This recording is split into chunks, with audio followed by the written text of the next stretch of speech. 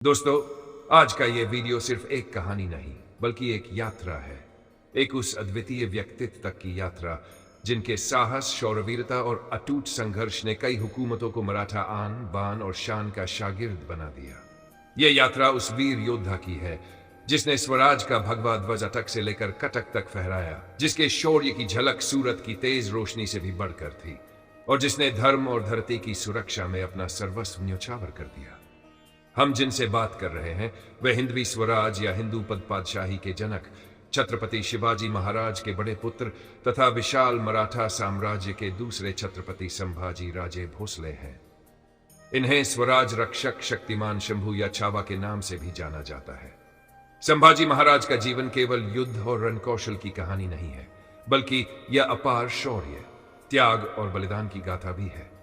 किसी कवि ने कहा था, देश धर्म पर बलिदान करने वाला शेर शिवा का छावा था, महापराक्रमी परम प्रतापी यही संभाजी राजा है। उनके बलिदान की वीरता आज भी वीरता के प्रतीक के रूप में याद की जाती है, क्योंकि उन्होंने अपनी पूरी जिंदगी हिंद स्वराज के उस स्वप्न को साकार करने में लगा दी जिसका बीड़ा उनके पिता है छत्रपति शिवाजी महाराज ने उठाया था। संभाजी महाराज का जन्म 14 मई 1657 को पुरंदर किले में हुआ था। वे छत्रपति शिवाजी महाराज और उनकी पहली पत्नी सईबाई के बड़े पुत्र थे।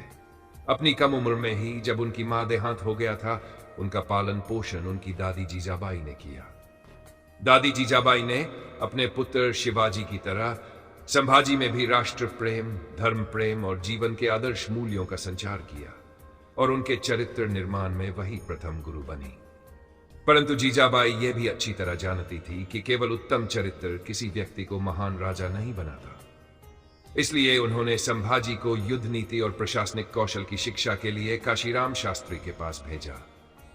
काशीराम शास्त्री से संभाजी ने गणित, तर्क, भूगोल, इतिहास, पुराण, रामायण तथा व्याकरण जैसे विषयों का गहन ज्ञान अर्जित किया, जबकि शारीरिक प्रशिक्षण के पाठ उनके पिता छत्रपति शिवाजी महाराज से ही मिले।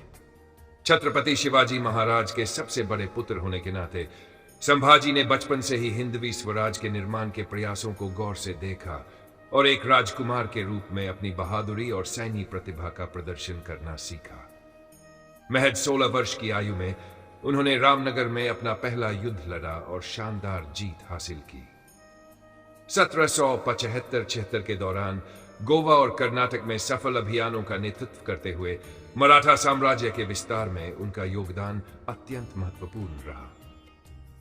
छत्रपति शिवाजी महाराज के सबसे बड़े पुत्र होने के नाते संभाजी ने बचपन से ही हिंदवी स्वराज के निर्माण के प्रयासों को गौर से देखा और एक राजकुमार के रूप में अपनी बहादुरी और सैन्य प्रतिभा का प्रदर्शन करना सीखा। महज 16 वर्ष की आयु में उन्होंने रामनगर में अपना पहला युद्ध लड़ा और शानदार जीत हासिल की। 1775-76 के दौरान गोवा और कर्नाटक में सफल अभियानों का नेतृत्व करते हुए मराठा साम्राज्य के विस्तार में उनका योगदान अत्यंत महत्वपूर्ण रहा। संभाजी महाराज न केवल युद्ध कला में माहिर थे, बल्कि उन्हें कला और साहित्य में भी गहरी रुचि थी। केवल 14 वर्ष की आयु में उन्होंने संस्कृत में बुद्ध भूषणम और ब्रज भाषा में नक्षिक नायिका भेद तथा 7 शतक जैसे ग्रंथों की रचना की, जो उनकी प्रखर विद्वत्ता का परिचय थे।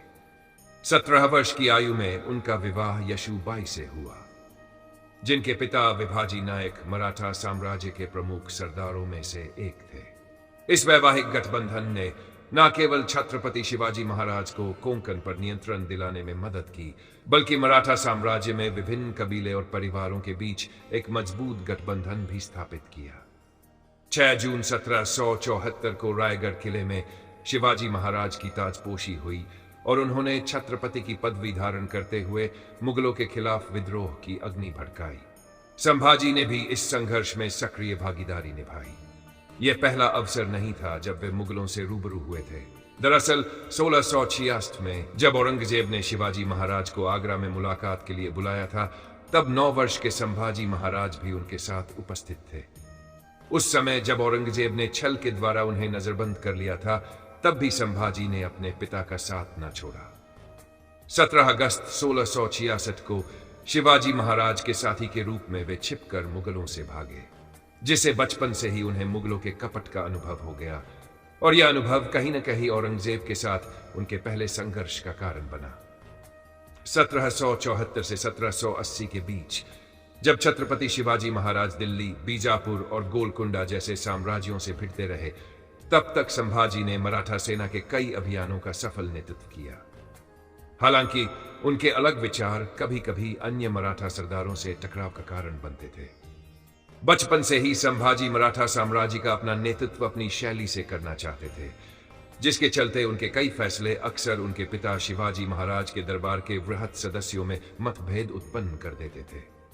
उदाहरण के लिए दादोजी कोंडदेव, जो मराठा साम्राज्य के प्रमुख प्रशासक और सैन्य विशेषज्ञ थे, के साथ उनके मतभेद अक्सर सामने आते थे। असल में जहां एक और शिवाजी महाराज हर निर्णय को रणनीतिक और कूटनीतिक कसौटी पर आजमाते थे, वहीं संभाजी के फैसले बेबाक, दिलेर और सहज होते थे। संभाजी महाराज की यह स्वाभाविक प्रवृत्ति कुछ मराठा सरदारों को अनुकूल नहीं लगी, जिसके चलते कई ऐसे भी थे जो छत्रपति शिवाजी महाराज के दूसरे पुत्र राजा राम को मराठा साम्राज्य का उत्तराधिकारी मानते थे। राजा राम की मां शिवाजी महाराज की दूसरी पत्नी सोयराबाई अत्यंत महत्वाकांक्षी महिला थी, जिन्होंने अपने बेटे के लिए साम्राज्य को हथियाने हेतु कई षड्यंत्र रचे। कुछ इतिहासकारों का भी मानना है कि सोयराबाई ने एक जासूस की मदद से संभाजी महाराज को जहर देने की कोशिश की थी। 1678 के करीब संभाजी महाराज और राजा राम के बीच तनाव बढ़ने लगा और दोनों ने साम्राज्य के विभिन्न हिस्सों पर अपनी पकड़ मजबूत करनी शुरू कर दी। हालांकि यह तनाव अस्थायी रूप से उस समय कम हो गया जब छत्रपति शिवाजी महाराज ने अपनी योग्यता के चलते संभाजी को उत्तराधिकारी चुना था। परंतु बाद में जब शिवाजी महाराज का स्वास्थ्य बिगड़ने लगा, तो मुगलों का दबाव और राजा राम तथा संभाजी के बीच चल रहा विवाद साम्राज्य की शक्ति को और कमजोर करने लगा। तब तक संभाजी महाराज ने समझ लिया था कि यदि मराठा साम्राज्य को मुगलों से बचाना है तो सत्ता की चाबी अपने हाथों में लेनी होगी। 3 अप्रैल 1680 को छत्रपति शिवाजी महाराज के देहांत के पश्चात सोयराबाई ने मंत्रियों के साथ मिलकर राजा राम को ताज पहनाने की योजना बनाई और उसमें सफल भी रही, जिसके बाद 21 अप्रैल 1680 को मात्र 10 वर्षीय राजा राम को सिंहासन पर बिठा दिया गया। लेकिन संभाजी ने तुरंत रायगढ़ किले पर कब्जा कर कई मराठा सरदारों का समर्थन जीता और 20 जुलाई को औपचारिक रूप से सिंहासन पर विराजमान हो गए। एक रोचक घटना में संभाजी महाराज और मराठा सरदार हमीर राव मोहिते के बीच मतभेद हुआ। हमीर राव मोहिते, जो सोयराबाई के भाई थे, तब पहले राजा राम की अधीनता थोपने का प्रयास कर रहे थे, परंतु संभाजी से मिलने पर उन्होंने अपना रुख बदल लिया और पूरा समर्थन संभाजी का किया, जिससे सोयराबाई और राजा राम के षड्यंत्र को कड़ी हार झेलनी पड़ी। छत्रपति बनने के पश्चात संभाजी महाराज ने राजा राम, सोयराबाई और अपनी पत्नी जंकी बाई को बंदी बना लिया। सोयराबाई को षड्यंत्र के आरोप में अक्टूबर में फांसी दे दी गई। हालांकि कुछ इतिहासकारों जैसे वासुदेव एवं सीताराम बेंद्रे का मानना है कि सोयराबाई की मृत्यु प्राकृतिक कारणों से हुई थी और उनके अंतिम संस्कार स्वयं संभाजी महाराज ने किया था। 16 जनवरी 1681 को संभाजी महाराज का विधिवत राज्याभिषेक संपन्न हुआ। उसी वर्ष औरंगजेब और उसके बेटे मोहम्मद अकबर के बीच दिल्ली सल्तनत को लेकर खींचतान शुरू हो गई। मोहम्मद अकबर, जो अपने पिता की कठोर नीतियों के विपरीत थे, सत्ता की कुंजी अपने हाथों में लेने को लालेबाज हो गए। 1681 में सत्ता की चाह ने औरंगजेब के चौथे बेटे को बागी बना दिया, जिसके चलते औरंगजेब ने मोहम्मद अकबर को गिरफ्तार करने का आदेश जारी कर दिया। अपने पिता से बचने की कोशिश में मोहम्मद अकबर ने संजीदगी से संभाजी महाराज के पास शरण ली, जिससे औरंगजेब और संभाजी के बीच के संबंधों में और खटास आ गई। इसी दौरान कुछ ऐसे सामंत जिन्होंने राजा राम को छत्रपति बनाने में असफलता झेली थी, मोहम्मद अकबर से रायगढ़ पर आक्रमण कर मराठा साम्राज्य में मिलाने की गुजारिश करने लगे। उन्होंने अकबर को एक पत्र भी लिखा, जिसे अकबर ने सीधे संभाजी महाराज को भेज दिया। इस राजद्रोह से क्रोधित होकर संभाजी महाराज ने अपने सामंतों पर कड़े कदम उठाते हुए मृत्यु दंड की सजा सुनाई। इसी दौर में उनके संबंध पुर्तगालियों के साथ भी बिगड़ने लगे। दरअसल दक्कन सल्तनत पर नियंत्रण पाने के लिए पुर्तगालियों और मराठों के बीच कई वर्षों तक गठबंधन बना रहा था, लेकिन छत्रपति शिवाजी महाराज की मृत्यु के 2 साल बाद 1682 में संभाजी महाराज ने पुर्तगाली क्षेत्रों के खिलाफ किलेबंदी शुरू कर दी। इसके परिणाम स्वरूप पुर्तगालियों ने मराठा सहयोग छोड़ मुगलों की ओर रुख कर लिया। संभाजी महाराज ने एक के बाद एक पुर्तगाली ठिकानों पर आक्रमण करते हुए गोवा जैसे महत्वपूर्ण इलाके पर अपना प्रभुत्व जमाया, जिससे कई बंदरगाहों पर मराठा नियंत्रण स्थापित हो गया। जब यह समाचार औरंगजेब के पास पहुंचा तो उन्होंने पुर्तगाली वायसराय को पत्र भेजकर मराठों पर युद्ध की धमकी दी, लेकिन वायसराय ने ऐसा करने से साफ मना कर दिया। यह वह दौर था जब मराठा शक्ति अपने चरम पर थी और बीजापुर, गोलकुंडा तथा बेसिन जैसे क्षेत्रों से अपनी सेना को तेजी से बढ़ा रहे थे। वायसराय का सहयोग न मिलने के बाद औरंगजेब ने सीधे संभाजी महाराज पर वार करने का फैसला किया। इसकी शुरुआत दक्षिण महाराष्ट्र के उत्तरी क्षेत्र नासिक बागलान से हुई, जहां लगातार युद्ध छिड़ते रहे और कई मराठा किलों पर हमले हुए। 1686 तक मुगल सेना किसी भी किले पर स्थायी कब्जा नहीं कर सकी, परंतु अंततः छल कपट के सहारे 1686 के अंत में मुगलों ने किलेदार आसोजी को मनसब देकर सालर का किला अपने कब्जे में कर लिया। इसी तरह 1687 में रामशेज और 1689 की शुरुआत तक हरीशगढ़, त्रिंगा और करनी जैसे महत्वपूर्ण स्थान मुगलों के अधीन आ गए। इन परिस्थितियों के बीच संभाजी महाराज रायगढ़ से दूर संगमेश्वर में रहने लगे। एक दिन जब वे रायगढ़ के लिए प्रस्थान करने वाले थे, कुछ लोगों ने उन्हें रोककर अपनी समस्याएं सुनने की विनती की। इसके परिणाम स्वरूप उन्होंने अपने साथ केवल 200 सैनिक रखे और बाकी सेना को रायगढ़ भेज दिया। इस दौरान गनोजी शिर्के, जो मराठों को हिचकाते गुप्त मार्ग से 5000 की फौज के साथ वहां पहुंचे, मुगलों के सरदार मुकर्रम खान के साथ मिलकर आ गए।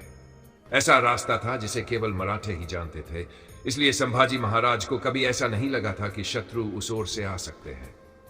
दरअसल गनोजी शिर्के संभाजी महाराज की पत्नी यशुबाई के भाई थे, जो वतनदार से नाराज होकर मराठों के साथ विश्वासघात कर बैठे थे।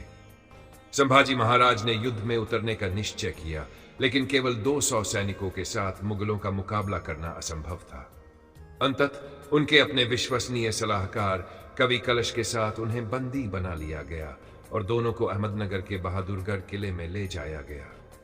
वही औरंगजेब ने उन दोनों वीरों की जुबान काट दी, आंखें निकालकर उन्हें कई दिनों तक अमानवीय यातनाएं दी गई, और जब वे टूटने से इनकार कर बैठे, 11 मार्च 1689 को उन्हें निर्दयी तरीके से हत्या कर दी गई। कहा जाता है कि उनकी हत्या के बाद औरंगजेब ने छत्रपति संभाजी महाराज के शव के टुकड़े टुकड़े कर तुलापुर की भीमा नदी में फेंक दिया था, जहां नदी के किनारे बसे लोगों ने उन्हें एकड़ कर विधि पूर्वक अंतिम संस्कार किया। दोस्तों, कहा जाता है कि संभाजी महाराज ने अपने जीवन काल में 140 से अधिक युद्ध लड़े और कभी पराजित नहीं हुए। भले ही अपने अंतिम युद्ध में वे अपने ही विश्वासघात के चलते हार गए, परंतु उनका जीवन और मृत्यु आने वाले मराठा सरदारों के लिए एक अमूल्य प्रेरणा बन गई, जिन्होंने उनके दिलों में हिंद स्वराज की लौ को जलाए रखा। इस महान योद्धा पर आपकी क्या राय है? कृपया कमेंट सेक्शन में जरूर बताएं।